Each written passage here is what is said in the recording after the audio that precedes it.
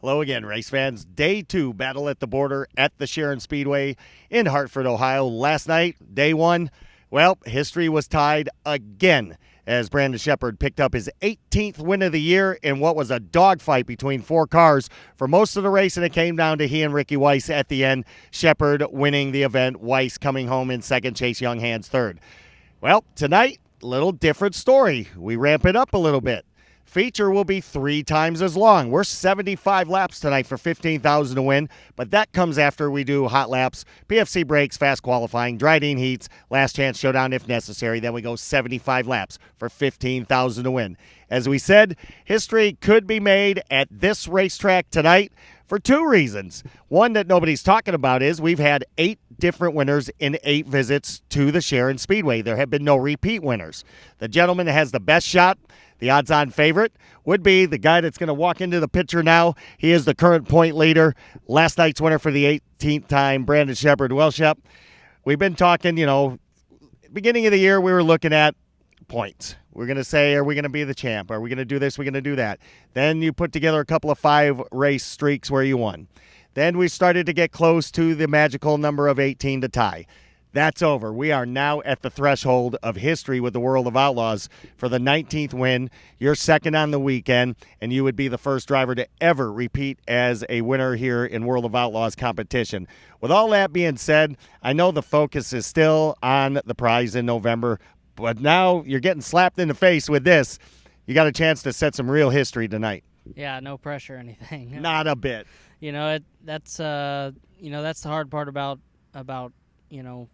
when you get into this situation where you're tied for a record, and we know we're sitting pretty good in the points and stuff, so we're trying our best to just think about it as another night, because if you get too caught up in the mix of any of that stuff, that's where you can find yourself messing up or not making the right adjustments on the car or whatnot. So we're trying our best to stay as humble as possible and not let it affect us any, so that we can go about business and keep staying consistent as we've been, to be the first repeat winner here at this racetrack would be awesome. Last night was the first Outlaw race I participated in here, and the track was phenomenal. I think if we have anything close to that tonight, will be a really good show for the fans, and I think it'll make for the promoter to want to bring us back again next year, and these guys they do kind of unique track work. It looks like, they keep most of the track rolled in except for the bottom and the top pretty much all day, and it just makes for a unique track surface. It started off pretty slick. I thought it would blow off more than it did, quicker than it did, but the slicker it got, the more racy it got. So it was definitely some unique characteristics here, and it makes for a lot of fun, and we're gonna see if we can get a repeat, but as long as we can stay consistent, we'll be happy. Well, I've got to ask you this, because this is the first time that we've had a race since the once again reinstituted format for the full redraw, when there's 6 drivers involved in the redraw. Had it gone the way it was supposed to, you would have started 6th last night. That's where you were scheduled. Boom Briggs in the wall up here in turn 1, went in hot and heavy, lost it, and went into the wall. So that moved you up to 4th. Had you started 6th, how much tougher would that have been on you to be 1 row back last night and going the way we did for such long green flag stretches? It would have made it a lot tougher on me for sure, but we had a really good race car, especially right through the middle of the racetrack at the beginning of the race. So I think I could have got to 4th pretty quick, but whether or not I would have been in the same position as I was last night, who knows, and from Clanton's standpoint, starting on the pole and leading the race, and you kind of get to lap traffic, and he was in the right line, and the line just changed all of a sudden, on the racetrack, and the top kind of got slick and a little bit slippery, and it slowed down, and the bottom came in, and I was able to watch them 3 guys in front of me and see where they were losing time and gaining time, and I found a really good line around the bottom, and it played out in our favor. But like I said, it's really difficult to lead the race, and tonight's a little bit longer. Like you said, 3 times as long as last night, so it's definitely going to make for a tricky 75 laps for sure. Now, something that I haven't seen on this tour in quite some time, and as you know, I've been doing this for a little bit. There was a driver, you know, real well. Mark's son, Josh, drove this Rocket house car, and he got into this winning, and the fans started to boo. Last night, the first time in really loud unison that I heard just as many boos as many cheers, and you got out of the car and thought it was pretty cool. And then we talked right before you went back to the pit area, and I told you, I said, you must be doing something right if they're booing you. That means you're winning a lot. How did that all, how'd you take it in? I definitely would rather hear cheers than boos, but, that's just part of the game. Anybody who's... Now, your girlfriend, Michaela, she had a different view. Yeah, she didn't like the fact that I said that I like the boos, but, you got to take it for what it is.